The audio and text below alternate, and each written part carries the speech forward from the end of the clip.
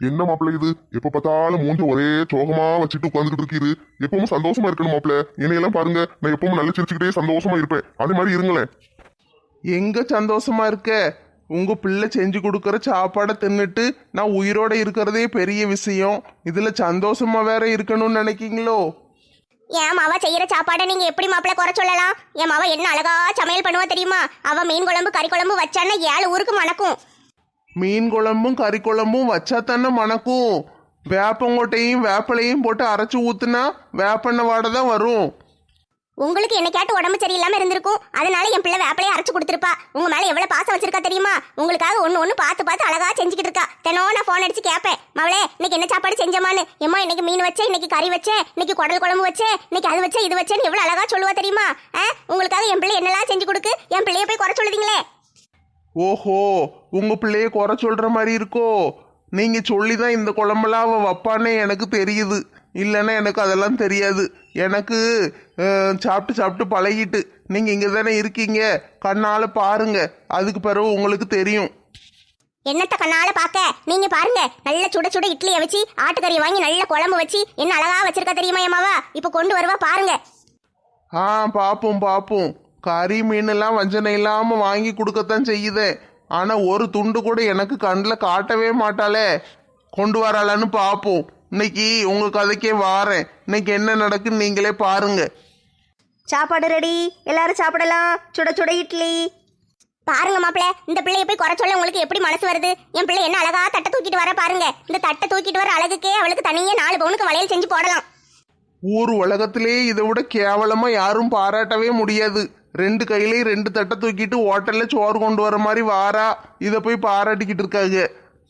ஏம்மா, இது 2 தட்டு உங்களுக்கு ஒன்று அப்பாவுக்கு ஒன்று, 2 பேரும் சாப்பிடுங்க.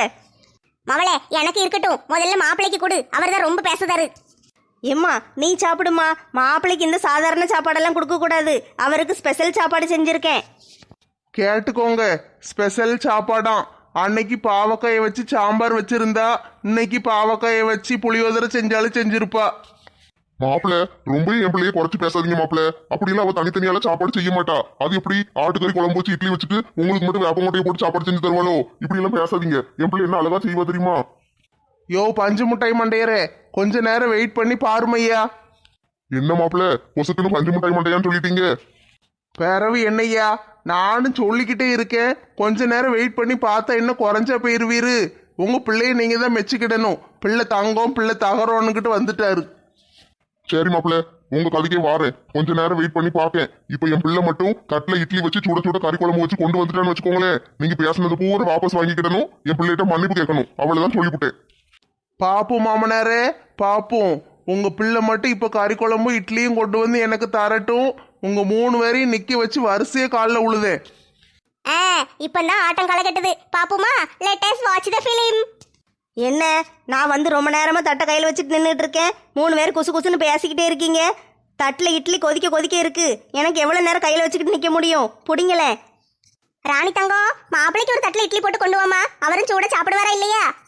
ஏம்மா, மாப்பிள்ளைக்கு குடுன்னு சொல்லிக்கிட்டே இருக்காதம்மா. அவருக்கு தான் ஸ்பெஷல் சாப்பாடு செஞ்சிருக்கேன்னு முதலே சொல்லிட்டோம்ல. நான் அவருக்கு அதை எடுத்துட்டு வந்து கொடுத்துக்கிடுதேன். நீ இட்லி கொதிக்க இருக்கும்போதே சாப்பிடு, நல்லா இருக்கும். குழம்பு காணலைன்னு சொல்லி எடுத்துட்டு வரேன். உள்ள ஒரு சட்டி நிறைய வச்சிருக்கேன். சரியா? குழம்பு கொண்டு வரேன், நீ இட்லியை சாப்பிடு. ஏமா, நாங்க 2 பேரும் எப்படி மாப்பிள்ளைய பார்க்க வச்சு சாப்பிட? நீ மாப்பிள்ளைக்கு முதல்ல சாப்பாடு கொண்டு வாமா. அவரும் சூட சாப்பிடுவார்ல. கொண்டு வரேன் சாமி, கொண்டு வரேன். மாப்பிள்ளையே தலையில தூக்கி வச்சுக்கிட்டு ஆடுங்க. நான் போய் எடுத்துட்டு வரேன். பாத்தீங்களா மாப்பிள்ள, உங்க பொண்டாட்டி உங்களுக்காக நல்ல ஸ்பெஷலா சாப்பாடு செஞ்சிருக்கா. எங்களுக்கே ஆட்டுக்கறி குழம்பு இட்லியும் கொடுத்துருக்கான்னா ஸ்பெஷல் சாப்பாடு இதை விட எவ்வளவு சூப்பரா இருக்கும். அவ ஸ்பெஷல்லா கொடுக்கறதே விஷத்தை தானே. ஏங்க இந்தாங்க, மருமகனுக்கு சூடா கொடுன்னு சொன்னாங்கல்ல, அதான் சூடா கொண்டு வந்திருக்கேன், சாப்பிடுங்க. அடேங்கப்பா, மாப்பிள்ளைக்கு மட்டும் ஸ்பெஷல் சாப்பாடா? நல்ல மண் சட்டியில போட்டு அழகா கொண்டு வந்திருக்காளே மகா. என்ன சாப்பாடு இது? இதை விட சூப்பரா இருக்கும் போலயே. ஆமா, ஸ்பெஷல் சாப்பாடுன்னா அப்படியே பிரியாணியை கொண்டு வந்து போட்டுற போறா. களியை கிண்டி கொண்டு வந்திருப்பா. ஏமா ராணி, மாப்பிள்ளைக்கு என்ன சாப்பாடுமா சொல்ல?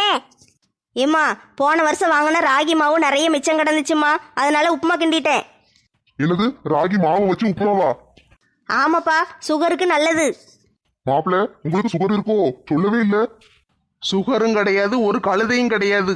இப்படித்தான் அவ சொல்லிக்கிட்டே அலையுதா. உப்புமாவை ராகி மாவுலையா கிண்டுவாங்க. சரி கிண்டிட்டேன். அது என்னது மேலே வெள்ளை கலரா இருக்கு? ஏம்மா வெறும் உப்புமாவை எப்படி திங்க முடியும்? அதான் தொட்டு திங்க சீனி கொண்டு வந்திருக்கேன்.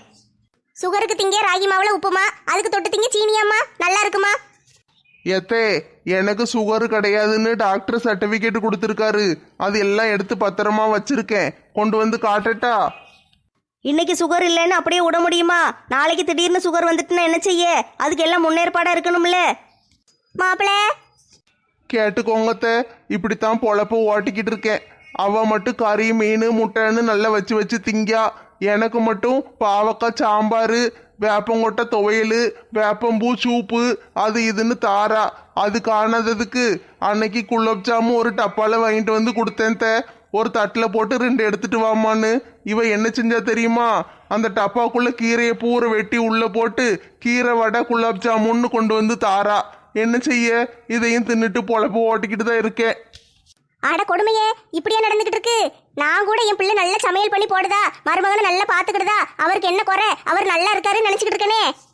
நல்லா எங்க இருக்கேன்? 4 நல்லி எலும்போட தானே இருக்கேன். இந்த ஊர்க்காரிகள்லாம் என்னைய பார்த்து நல்லி எலும்புக்கு துணி சுத்தி விட்ட மாதிரி இருக்காரு தலைவருன்னு கிண்டல் அடிக்காளுக. அவளுகளன்னு என்ன சொல்ல முடியும்?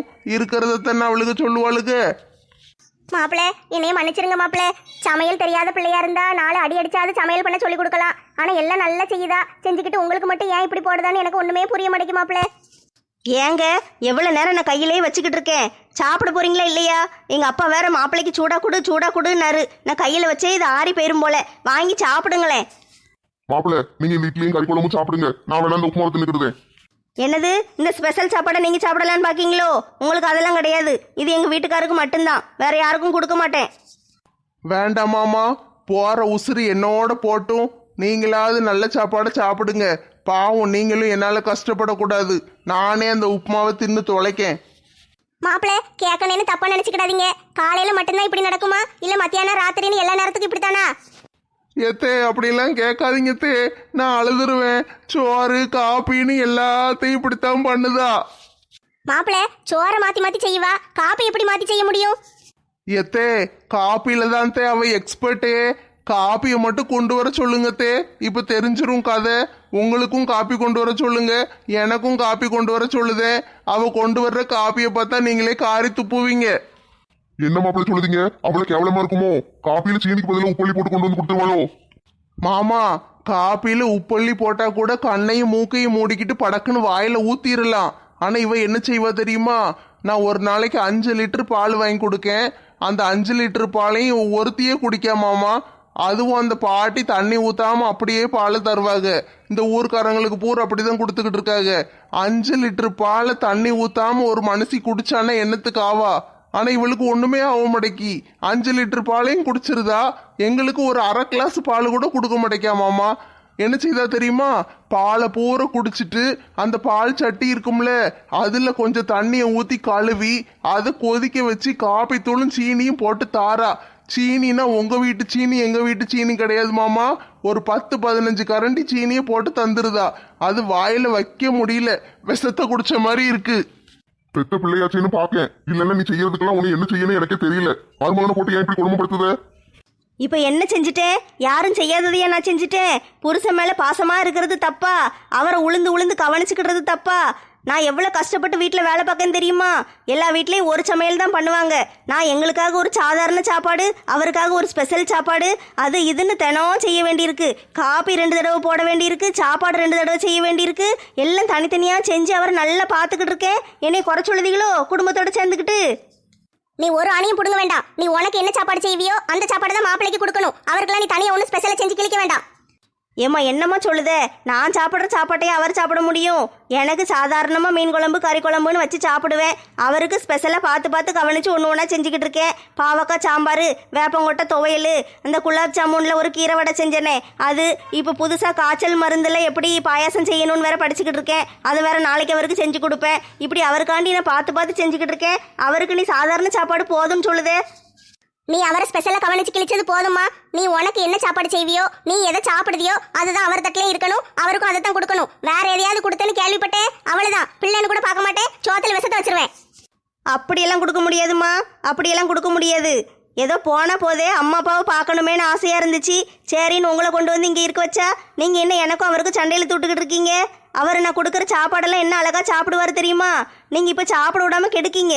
இப்படிலாம் பண்ணிக்கிட்டு இருந்தீங்கன்னு வச்சுக்கோங்களேன், உங்களை ஊருக்கு அனுப்பிடுவேன். நீங்கள் ஒன்றும் இங்கே இருக்க வேண்டாம், ஊருக்கு கிளம்புங்க. அத்தை மாமா சொல்லுதனேன்னு தப்பா நினைக்காதீங்க. பேசாம உங்க பிள்ளைய உங்க கூடயே கூட்டு போயிருங்க. இவ இங்க இருக்க வேண்டாம். இவ இங்க இருந்து என்ன தினம் கொள்ளுதா. அதுக்கு பதில் நான் கடையில போய் நல்ல சாப்பாடை வாங்கி சாப்பிட்டுக்கிடுவேன். கடைக்காரங்க கூட போனா தலைவர் வந்துட்டாரு, தலைவரே என்ன வேணும், நீங்க இதை சாப்பிடுவீங்கல்ல அதை சாப்பிடுவீங்கல்லன்னு வச்சு பார்த்து என்னைய கவனிக்காங்க. இவட்ட மாட்டிக்கிட்டு நான் முழிக்கிற மொழி இருக்கே, அதுக்கு பேசாம இவ்வளவு கூட்டு போயிருங்க மாமா. ஒழுங்கு மரியாதையா சாப்பாடெல்லாம் தூக்கி தூர போட்டு எங்க கூட ஊருக்கு கிளம்ப வெளியே பாரு. மாமா எனக்கு சொல்றதுக்கே அசிங்கமா இருக்கு மாமா. ஒரு நல்ல சாப்பாடு சாப்பிடலான்னு தான் இவ்வளவு ஒரு 10 நாளைக்கு உங்க வீட்டுக்கு போக சொல்லி அனுப்பி விட்டேன். அனுப்பி விட்டுட்டு இங்க சந்தோஷமா காப்பியை போட்டு குடிச்சுக்கிட்டு தான் இருந்தேன்.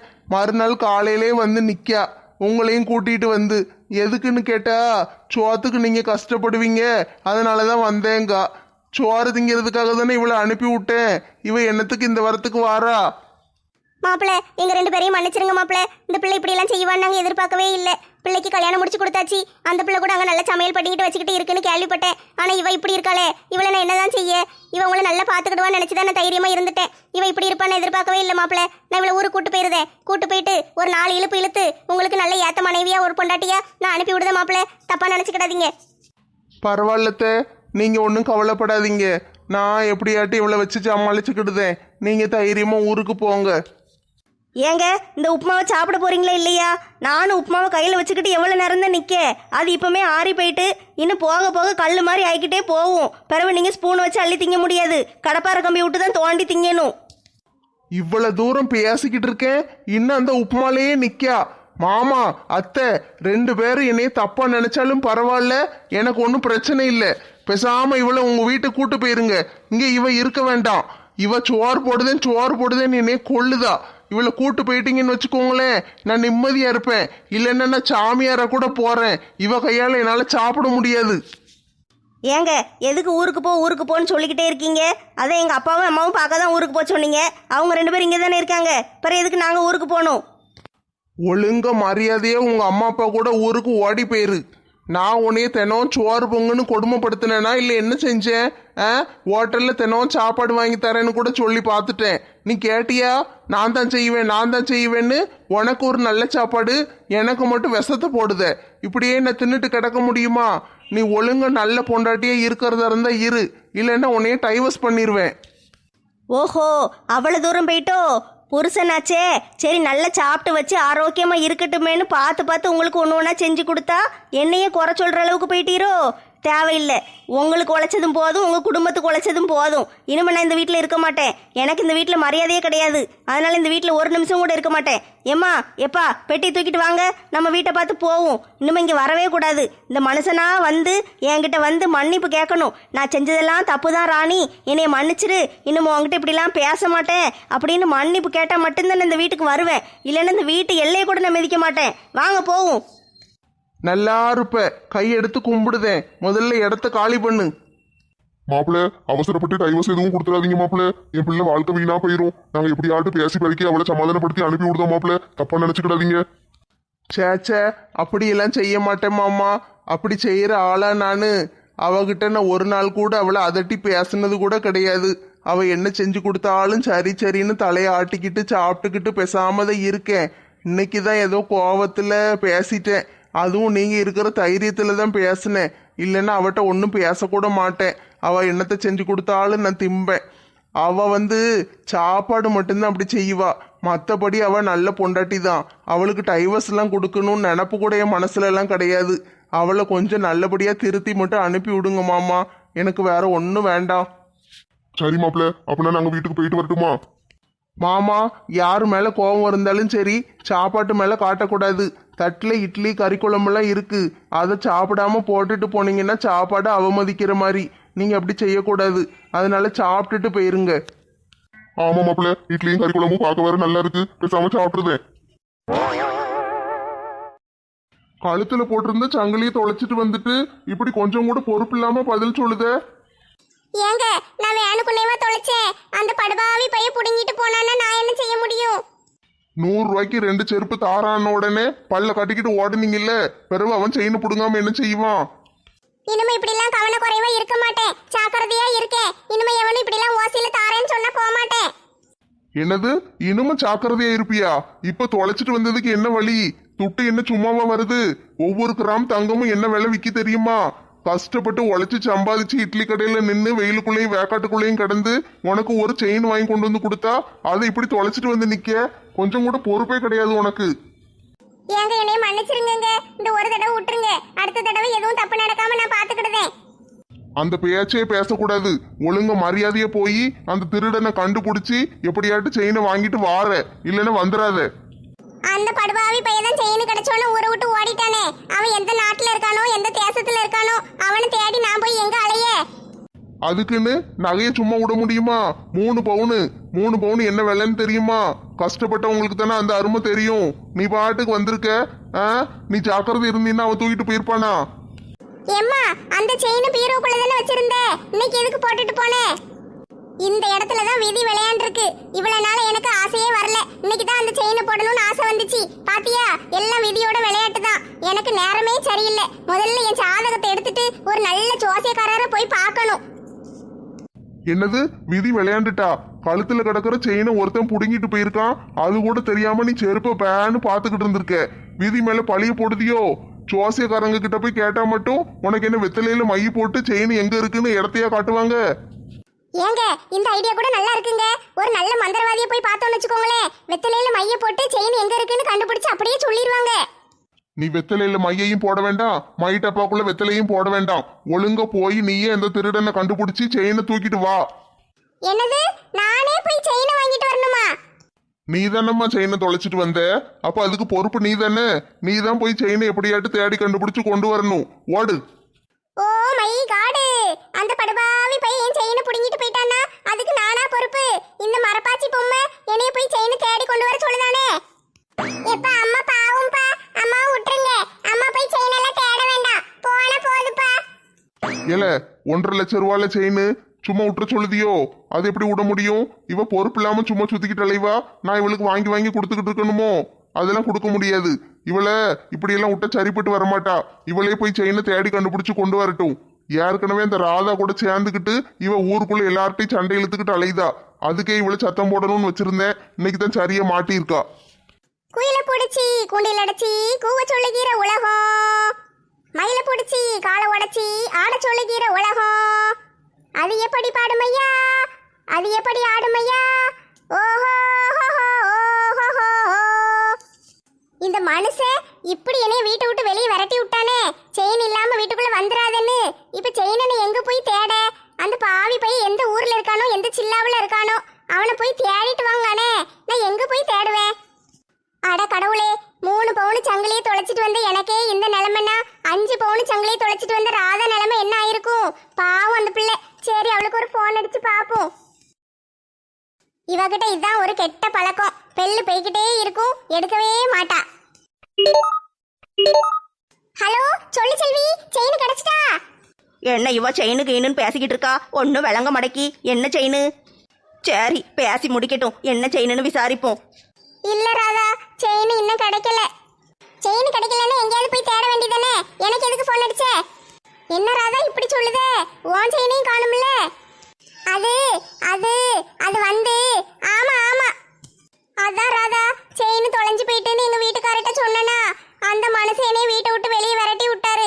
செயின் இல்லாம வீட்டுக்குள்ள வந்துடாத, போய் செயினை தேடி கண்டுபிடிச்சு கொண்டு வான்னு சொல்லிட்டாரு. என்னது, உங்க வீட்டுக்காரர் உன்னை வீட்டை விட்டு விரட்டி விட்டாரா? இப்ப எங்க போற? என்ன செய்ய போற? ராதா, உன் வீட்டுக்காரர் உன்னை வீட்டை விட்டு விரட்டலையா? என் வீட்டுக்காரர் எதுக்கு என்னை வீட்டை விட்டு விரட்ட போறாரு? அந்த மனுஷன் வேலைக்குள்ள போயிருக்காரு. எப்படியும் அவர் வந்த உடனே உன்னை வீட்டை விட்டு விரட்டிடுவார்ல, அதுக்கு பதிலா இப்பமே வந்துறேன். என்னது, இப்பமே வீட்டை விட்டு வந்துடணுமா? ஆமா ராதா, நானும் வந்துட்டேன். நீயும் அப்படியே வந்துட்டீன்னா நம்ம 2 பேரும் சேர்ந்து செயினை தேடலாம்ல. எனக்கும் வரணும்னு ஆசையா தான் இருக்கு. ஆனா வீட்டுல நிறைய வேலை கிடக்கே, போட்டுட்டு வர முடியாதே. என்ன ராதா இப்படி பொறுப்பு இல்லாம பேசுதே? 5 பவுன் சங்கிலி காணாம போயிருக்கு. வீட்டு வேலை முக்கியங்க.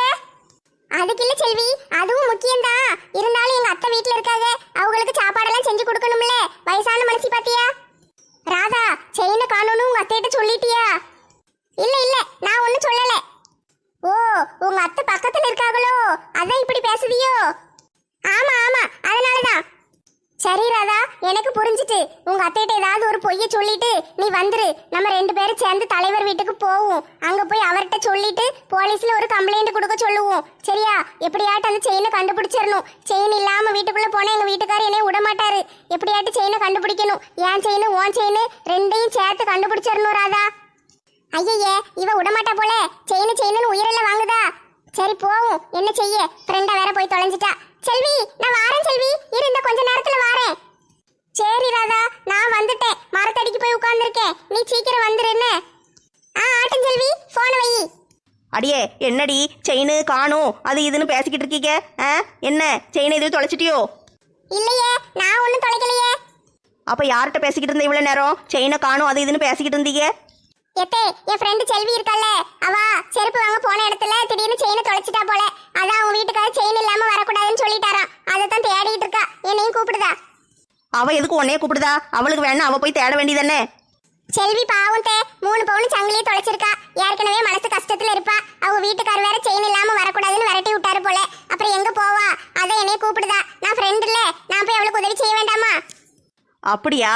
சரிட்டி போயிட்டு சீக்கிரம் வா. எத்தே அடுப்பங்கரையில நேத்து வச்ச பழைய கஞ்சி ஒரு சட்டியில இருக்கு. இந்த பனங்கிழங்கு கூட்டிக்கிட்டு கஞ்சி குடிச்சுக்கிட்டீங்களா? அடியே உலகத்துல எவ்வளவு பணங்கிழங்கு கூட்டிக்கிட்டு கஞ்சி குடிப்பாளாட்டி? உலகத்துல யாரும் அப்படி குடிக்க மாட்டாங்க தே. ஆனா நீங்க புதுசா குடிச்சு ஆரம்பிச்சு விடலாம்ல. வீணா என்கிட்ட விளக்கமா தடி வாங்காதட்டி. பேசாம போயிரு. நான் ஒரு 1 ரூபாயை கொடுத்து பக்கத்து கடையில ஒரு ஊறுகாய் வாங்கி கூட்டிக்கிட்டு கஞ்ச குடிச்சுக்கிடுதேன். நீ கிளம்பு. ஆட்டும் தே போயிட்டு வரேன். இந்த செல்வி வேற செய்யணும்னு உயிரை விடுதாலே. எப்படி சமாளிக்க? மத்தியான வெயிலுக்குள்ள கூப்பிடுதா. எங்க போய் அலைய?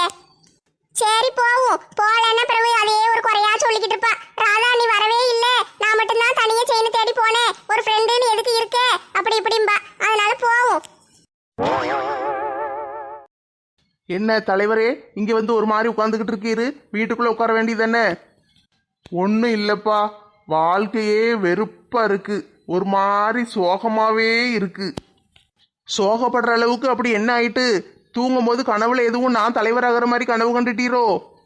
அந்த மாதிரி எதுவும் நடக்கும்னு கனவுல கூட நினைச்சு பாத்துறாத. எனக்கு அது பிரச்சனை இல்லை.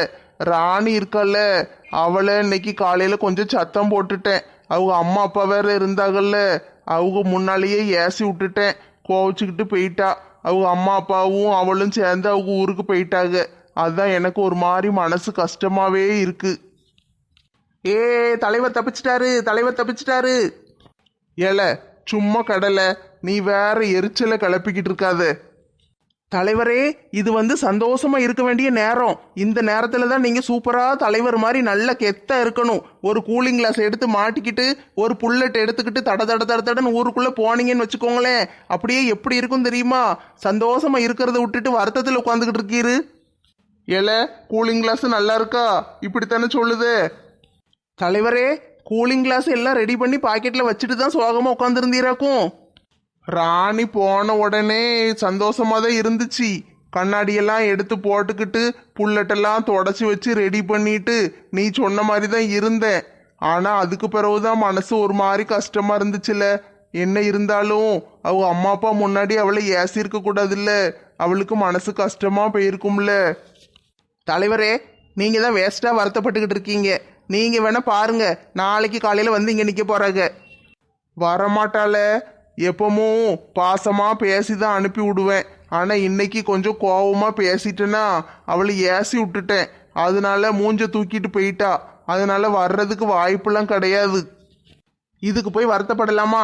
எப்படியும் வந்துருவாங்க. இன்னும் 1 நாள் 2 நாள் தான். அவங்களால அங்கெல்லாம் இருக்க முடியாது. உங்களை தொல்லை பண்ணாம அவங்க எப்படி இருப்பாங்க?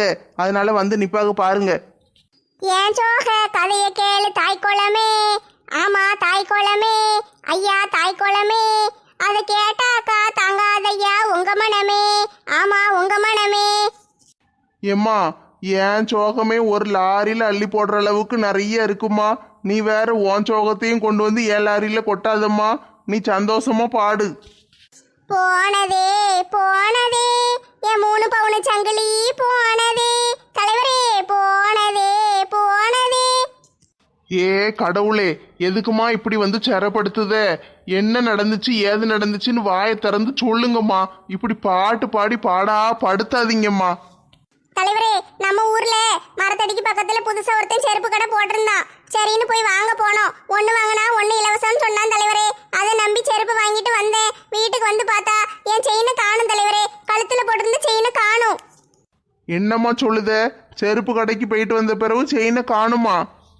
ஆமா தலைவரே, 3 பவுன் தங்க சங்கிலி காணாம போயிட்டு எங்கன்னே தெரியல. நானும் ஊரு பூரம் தேடி அலைஞ்சிட்டேன். எங்கேயுமே கிடைக்க மாட்டேக்கி. எங்க வீட்டுக்காரு செயின் இல்லாம வீட்டுக்குள்ள வந்துடாதேங்காரு. நான் என்னதான் செய்ய? இருமா, ஊருக்குள்ள நிறைய கேமரா மாட்டி வச்சிருக்கேன்ல, பார்த்து சொல்லுதேன். பாருங்க தலைவரே, பாருங்க. உங்க முட்டை கண்ணை வச்சு நல்லா உருட்டி உருட்டி பாருங்க. பார்த்துட்டு எப்படியாவது திருடனை கண்டுபிடிச்சிருங்க. சரியா? என் செயினையும் திருடிட்டா, இந்த ராதா செயினையும் திருடிட்டா. எப்படியாட்டு 2 பேர் செயினையும் கண்டுபிடிச்சு கொடுத்துருங்க தலைவரே. உங்களுக்கு புண்ணியமா போகும். செல்வியக்கா, அது எப்படி? எந்த கெட்டது எந்த பிரச்சனை நடந்தாலும் உங்க 2 பேருக்கு மட்டும்தான் நடக்கு, மற்றவங்க எல்லாம் தப்பிச்சிருந்தாங்களே எப்படி? என்ன செய்ய? நாங்க 2 பேரும் நல்லவங்களா பிறந்து தொலைச்சிட்டோமே. பிரச்சனைன்னா எங்களுக்கு தானே வரும். கடவுள் நல்லவங்களை தானே சோதிப்பாரு. ஏம்மா செல்வி, உன் செயின் அந்த செருப்பு கடைக்காரன் தாம்மா திருடி இருக்கான். அப்படியா தலைவரே? அந்த விளங்காத பையன் திருடனானா? கேமரால தெரியுதா? ஆமாம்மா, இந்த பாரு. ஆட பாவி பையல, எப்படி புடுங்குதா? கிட்ட வந்து பாருங்க, கிட்ட வந்து பாருங்கன்னு சொன்னானே. நானும் அதை நம்பில கிட்ட போய் செருப்பு பார்த்தேன். இவன் செயினை புடுங்குவான்னு எதிர்பார்க்கலையே. ஏம்மா நீ கவலைப்படாதம்மா, திருடன் தானே, கேமரால ரெக்கார்ட் ஆயிருக்கு பத்தியா? போலீஸ்ல கம்ப்ளைண்ட் கொடுத்துருவோம். இந்த வீடியோவை காட்டணும்னு வச்சுக்கோயேன், போலீஸ்காரங்க எப்படியும் ஒரு 2 நாள்ல அவனை கண்டுபிடிச்சிருவாங்க. ராதா செயினையும் காணும், அதையும் சேர்த்து கண்டுபிடிங்க. செல்வி, நீ மட்டும்தான் பேசிக்கிட்டு இருக்க, ராதா ஒண்ணுமே பேச மாட்டேக்கா. பாவம் தலைவரே, வருத்தத்துல வாயடைச்சு போயிட்டா. நானாவது புலம்பி தள்ளிக்கிட்டு இருக்கேன். அவ பாவம் ரொம்ப கஷ்டப்படுதா. அதனாலதான் பேச்சே வராம பேசாம இருக்கா. ஏம்மா ராதா, உன் செயினும் காணாம போயிட்டோ? ஆமா தலைவரே, என் செயினையும் தான் காணும். எப்படியாட்டு கண்டுபிடிச்சு கொடுத்துருங்க. செல்வி அக்கா வருத்தப்படுதாக, ஆனா ராதாக்கா வருத்தப்பட்ட மாதிரியே தெரியலையே. இருமா, கேமரால உன் செயினையும் அவன் தான் திருடுனானான்னு பாக்கேன். தலைவரே, நல்ல மனசு பண்ணி எப்படியாட்டு எங்க செயினை கண்டுபிடிச்சு கொடுத்துருங்க. இந்த ஊர்க்காரிகளுக்கெல்லாம் உதவி செய்வீங்க, ஆனா எங்களுக்கு மட்டும் ஒரு உதவியும் செய்ய மாட்டீரு. இன்னைக்கு ஆட்டு செஞ்சு விடும். ஓஹோ, இப்படித்தான் நடந்துச்சோ? சரி சரி. ஏம்மா ராதா, நீ செருப்பு வாங்க போனியா செருப்பு திருட போனியா? என்ன தலைவரே இப்படி பேசுறீங்க? என்னைய பார்த்தா திருடுற மாதிரியா இருக்கு. நான் செருப்பு வாங்கத்தானே போனேன். செருப்பு வாங்க போனீன்னா சேலைக்குள்ள சுத்தி ஒளிச்சு வச்சு கொண்டுட்டு ஓடுறது என்னதுமா? செருப்பு வாங்கலான்னு போனேன். அவன் 100 ரூபா சொன்னான். என்கிட்ட 100 ரூபா இல்லையா? அதனால எனக்கு வேற வழி தெரியல. செருப்பு வேற அழகா இருந்துச்சா, உட மனசு இல்ல. அதான் 2 செருப்பு தூக்கிட்டு ஓடி வந்துட்டேன். அப்படி செய்யலாமா அம்மா? தப்பு இல்லையா? நம்ம ஊருக்குன்னு ஒரு நல்ல பேர் இருக்கு, அதை கெடுத்து விட்டுருவோம் போல. இப்படி திருடிட்டு வந்திருக்க. மன்னிச்சிருங்க தலைவரே, இனிமே அப்படிலாம் செய்ய மாட்டேன். ஓன் செயினையும் தானே அவன் பிடுங்கியிருக்கான். கழுத்துல கடந்து அவ்வளோ பெரிய நெக்லஸை பிடுங்கிட்டு போயிருக்கான். அது கூட தெரியாமையா இருந்த? செருப்பு பார்க்குற ஆர்வத்துல கவனிக்கல தலைவரே. சரி, உன் சங்கிலி எத்தனை பவுனு? அது இருக்கும் தலைவரே, அது நிறைய இருக்கும். என்னம்மா நிறைய இருக்குங்க? வாங்கும் போது எவ்வளவுக்கு வாங்கினேன்னு தெரியாதா? எத்தனை பவுனுன்னு சொல்ல மாட்டேக்க, நிறைய இருக்குங்க. அது விலை ரொம்ப கொடுத்து வாங்கணும் தலைவரே.